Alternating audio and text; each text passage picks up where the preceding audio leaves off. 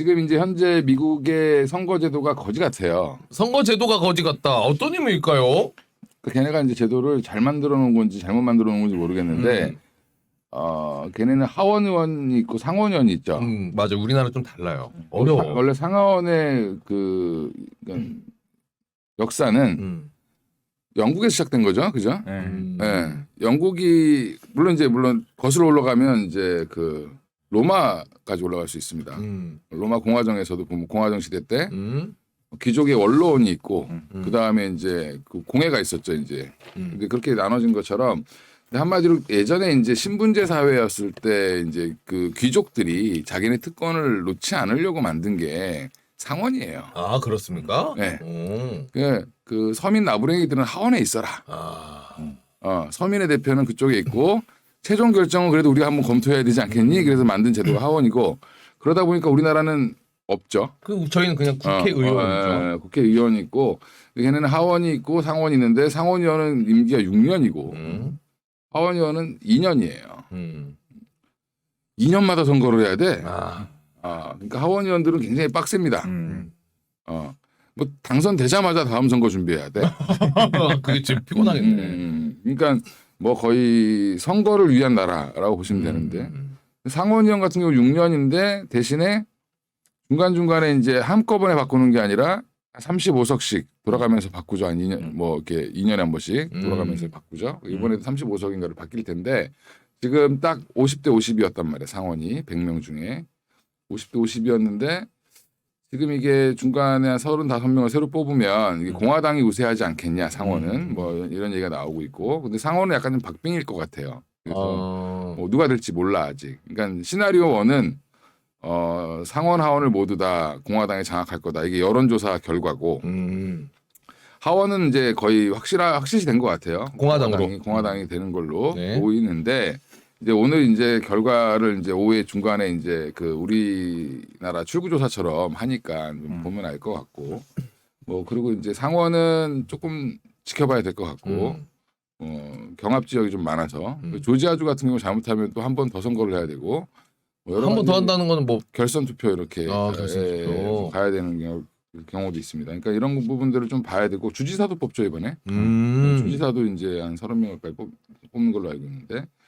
그러니까 이제 이렇게 중간중간에 이제 껴놓다 근데 이게 대통령 임기 중간에 딱 하는 선거라 대통령 임기랑은 상관없습니다. 마치 바이든이 잘리는 것처럼 막 얘기를 하시는 바이든은 그냥 쭉 가는 겁니다. 그냥 4년 보장돼 있습니다. 뭐 탄핵되지 않는 이상. 근데 이제 이 결과에 따라서 그 중간 이제 그런 거죠. 이제 중간 평가에 그것도 있고 여소야대가 되느냐 아니면 지금처럼 다수당을 유지하느냐. 그러니까 이제 우리나라도 이제 정권을 지금 뭐 국민의힘이 잡고 있지만 국회는 민주당이 잡고 있죠. 네. 그런 것처럼 이제 지금은 그래서 여당이 작고 이제 야당이 크다 여소야대 국면인데 미국도 이제 그렇게 갈 가능성이 높아진 거죠 지금. 오히려 뭐 시장에서는 공화당 쪽이 될 걸로 예상을 하고 뭐 관련된 시크릿컬 관련주들이 막 올라가고 주식시장이 원래 돈이 빠르잖아. 욕망의 덩어리들이 막 움직인다고. 진짜 빠르죠. 예민하고. 갑자기 왜 정유주가 올라가지? 뭐 이게 올라간 이유가 그런 거예요. 사우디랑? 아니 그냥 공화당이 이제 신재생 대신에 이제 하석 연료. 그러니까 규제를 좀 완화하지 않겠냐. 신재생 드라이브를 조금 완화시키고 그렇다고 해서 이제 내가 여기 중간 선거 결과 별거 없다라고 얘기했던 이유는 일단은 시나리오는 그렇게 나오는데 거기에 따라서 뭐 친환경이 좋고 뭐 이게 딱 두 가지 이슈가 있죠. 큰 흐름은 안 바뀝니다. 외교는 안 바뀌어요. 뭐 중국 때리기 계속 할 거고. 만약에 바이든 그러니까 지금 여소야대 국면이 되면 바이든은 더 힘없는 대통령이 되는 거죠. 그렇죠. 근데 중국은 3년임에 성공했는데 7명의 상무위원도 다 싸그리 시진핑 쪽 사람들이죠. 깔아버리죠. 중국은 굉장히 강한 정치 체제를 갖고 있는 상황이고 미국은 약한 대통령이 등장하는 거죠. 근데 항상 중간선거 끝나고 나서는 야당이 다 항상 이기지 않았나요? 안 그렇습니다. 안 그래요. 그때 달라요. 방금 화를 참는 게 느껴졌습니다. 나 맞을 뻔했어. 뭐 상황에 따라 다르니까. 네. 근데 이제 그래서 힘없는 바이든 대통령이 이제 앞으로 그럼 IRA 관련된 거를 제대로 할 수 있겠느냐. 뭐 이런 얘기가 좀 나오는 건데 근데 대통령이 가장 큰 건 뭐가 있어? 대통령이요? 그래도 자기가 우리나라랑 똑같다 생각하면 돼요. 만약 우리나라에서 민주당에서 법안을 만들었어. 그래서 그 마지막 법안을 행정부의 수반이 사인을 해줘야 되잖아. 거부할 수 있습니다. 그렇죠. 비토권. 음. 조까 안 해. 니네 다시 검토해봐. 이럴 수 있습니다. 물론 이제 그게 여론상 안 좋으면 그걸 못하지. 네.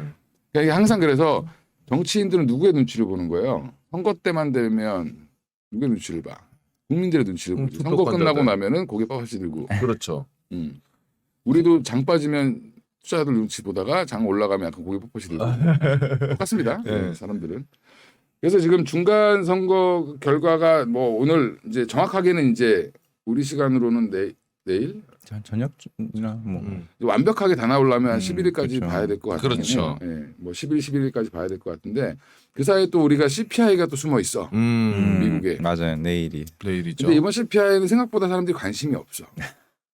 왜 관심이 없냐? 중간 연준인 FOMC가 끝났잖아. 다음 FOMC까지 CPI가 2번 남았어. 그러니까 요번은 좀 소소하게 지나가라. 다음 CPI가 중요하지. 이렇게 생각하시면 되고. 근데 일시적으로는 또 그것 때문에 변동성이 생길 수 있습니다. 근데 집권당 변화가 바뀌면 이제 크게 두 가지가 생길 수 있어요. 공화당이 만약에 집권이 아니라 이제 당을 그러니까 상하원 의원을 다 장악하게 되면 무슨 일이 바뀔 거냐면 일단은 환경 규제에 대한 ESG에 대한 거를 좀 완화시키려고 할 거고 그러면 신재생 에너지가 피해를 보는 게 아니냐라고 얘기를 하시는데 물론 일시적으로 멘탈은 가지. 근데 그 IRA 법안이 이미 사인했잖아. 그렇죠. 그거는 계속 진행되는 겁니다. 아예 안 할 수는 없다. 그런데 그런 그 거예요? 안에서 세부적인 거 있잖아. 지금 뭐 유예를 시킨다. 근데 갑자기 몇 그저께 현대차가 막 올라간 이유가 IRA 유예시킨다고 3년. 네, 3년. 그 알라바마주 그 상원의원인가 뭐 걔랑 뭐 저기 또 뭐야 어디니 조지아주에서 두 의원이 올렸잖아. 미국 소비자 선택을 위한 법안인가 뭐 하여간 뭐 그런 거 올렸어. 멋있게 한마디로 민주당 애들이 올렸어. 근데 재밌는 건 민주당 애들이 올렸는데 내용은 공화당 같아. 내용이요? 그 IRA를 그러네요. 좀 미루자라는 거잖아. 그러네. 맞네. 근데 공화당이 장악하면 오히려 그렇게 될 가능성이 높겠죠. 그래 갖고 와라 그거. 현대차 호재. 그러니까 무슨 말이냐면 3년 유예라는 게 일시적으로 그 안에서 내부 이제 구체적인 거를 할 때 야, 요거 조금 어려워. 지금 이 상태로 우리나라 미국에서 다 만들 수가 없어. 그러니까 지금 민주당이 추구하는 거는 올 USA, 메이드 인 USA. 그렇죠. 그리고 적어도 자기들과 동맹 국가들 내에서 원재료부터 끝까지 다. 중국 안 쓰고. 한마디로 중국 왕따법이에요. 그렇죠. 어떻게 보면 약간 개새끼들이지. 왜냐하면 FTA를 지들이 만들어 놓고 그걸 깨는 거야 지금. 현재 상황이. WTO 체제를 무너뜨리고 있는 거야. 네. 이 IRA 법안을. 그래서 비판이 많아 사실 그렇죠. 미국 내에서도. 그렇죠. 미국이 너무 치졸해졌다. 음. 근데 뭐 어쩔 수 없어. 미국은 원래 치졸했어. 그 자유무역도 지들 좋으려고 한 거야 원래. 근데 이제 그렇게 가고 있는데 이제 그러다 보면 공화당이 집권하면 이제 이게 조금 미루려고 하겠죠. 그렇죠? 그러면 해외에서 들어오는 중국산 원료를 쓰는 것도 일부 받아들일 가능성이 높습니다. 그러면 우리나라 기업 입장에서는 그래도 호재. 일단 좋은 거죠, 그렇죠. 호재. 2차 전지 박살나는 거 아닙니까? 공화당이 되면 안 박살납니다. 그래서 내가 별거 없다라고 얘기하는 거야. 그래서 누가 되든 2차 전지는 괜찮다. 누가 되든 괜찮다. 2차 전지는. 왜? 전기차는 미국이 자동차 산업을 포기할 수가 없어요. 그렇죠. 근데 유럽은 이미 2035년 이후로 안 만든다며. 못 만들게 한다고 그랬잖아. 그러면 미국이 거기서 전기차 시장을 놓쳐버리면 패권은 어떻게 돼? 자동차 패권은. 또 뺏길 수 있죠. 유럽 쪽에. 자동차 하면 미국인데 걔네들이 그걸 가만히 두겠냐고. 그러니까 지금 막 LG 엔솔이랑 손잡고 같이 가자. 막 합작법인 만들고 막 이러는 거 아니야. 지난주에도 내가 얘기해서 그것 때문에 막 2차 전지 하니까 사람들이 막 떼거지로 와가지고 봤잖아. 근데 2차 전지 그러고 나서 내가 그때 그랬어. 거기서도 빠질 수 있지만 빠질 때가 기회다. 어제 장중에 혹 빠졌죠. 공화당 된다고. 아 이럴 때 샀어야 되는데 사람들이 샀을까? 근데 장 후반 되니까 다시 싹 올라오지. 그러니까. 양봉을 만듭니다. 왜? 계산해 보니까 이거 상관이 없어. 누가 되든. 그리고 우리나라는 정당이 이제 집권당이 바뀌면 정책을 막 국민의힘이 집권하니까 뭐 문재인 개새끼 그러면서 다 없애버리고 정책을 싹 다 인수인계도 안 받고 막 이러잖아. 근데 걔네는 안 그래. 아 미국은 좀 미국은 안 그래. 덜 그럽니까? 자기들 국익을 따져서 그래서 상원의원들이 그런 걸 잘 따져. 그래서 최대한 당이 바뀌고 집권당이 바뀌어도 그다음에 국회를 누가 장악을 해도 큰 틀은 안 바꿉니다. 대신에 그 안에서 걔네들의 이익단체들이 돈 대준 애들 걔네들은 합법적으로 로비를 하잖아. 로비해준 애들의 의견을 좀 반영시켜 주는데 공화당은 약간 조금 이쪽인 거고 그 친산업적인 거고 이쪽은 그다음에 환경 관련된 걸 조금 진보적인 거고 민주당 이렇게 보시면 돼요. 그러니까 지금 오히려 신재생 에너지는 조금 그러면 좀 힘들지 않겠냐? 라고 하는데 그것도 큰 대세는 바꿀 수가 없어.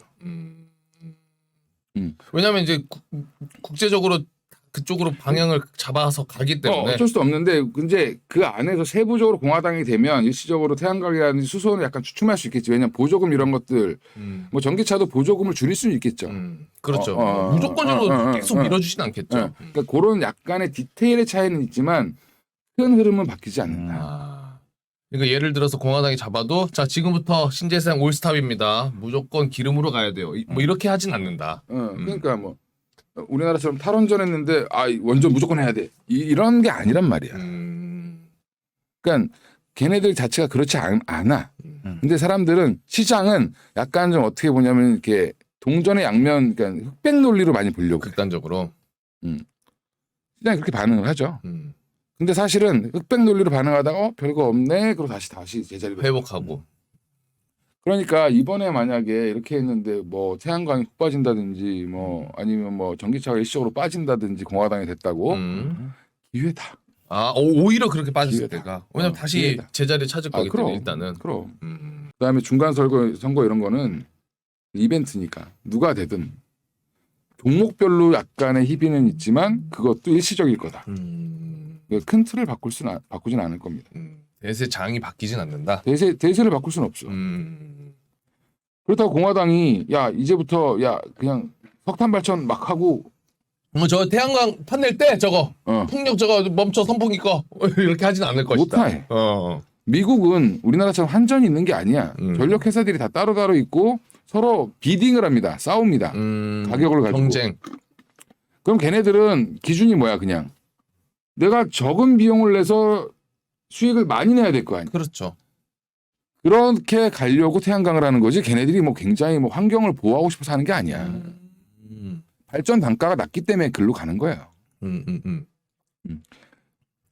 우리나라 사람들처럼 그 원자력이 되게 단가가 싸다 이렇게 정부에서 얘기하지만 끝까지 다 없애는데 비용까지 하면 엄청 비싼 거거든. 그렇죠. 땅을 못 써. 다시는 쓸 수가 없잖아요. 원전 발전소 거기를 재활용할 수가 없어. 그 비용까지 감안하면 매몰 비용까지 감안하면 되게 비싼 거거든.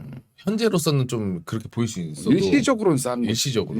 그러니까 발전 회사 입장에서는 우리는 한수원 이런 데서 하니까 그런데 발전 회사 입장에서는 어떻게 되겠어?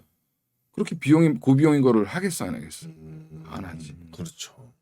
그래서 신재생이 되는 게 뭐 유가가 올라가고 이런 것도 중요하지만 사실은 단가가 내려왔기 때문에 패널 가격이 싸졌고 그렇죠. 설치 비용이 적게 들고 왜 점점 이제 이 큐가 늘어나면서 가격이 싸지거든. 그렇죠. 그러니까 자본의 논리로 봐야 돼. 자본의 논리. 선악의 기준으로 보지 마시고. 양면으로 이렇게 호잇 이렇게 보지 마시고. 근데 포장을 그렇게 하는 거지 선진국들은. 예를 들면 어떻게요? 우리는 환경을 중요시 여긴다. 근데 근데 그 이면에는 ESG를 강조하는 이면에는 자기들만의 뭔가 독점을 하면서 자기들이 먹고 살 거를 만들려고 하는 거고 자기들의 실업자를 줄이려고 하는 거고 독일이 뭐 엄청나게 뭐 그 점원이들이 그렇게 환경을 생각해서 그렇게 된 게 아니라 물론 녹색당 이런 애들이 있지만 그게 경제적으로 좋기 때문에 가는 겁니다.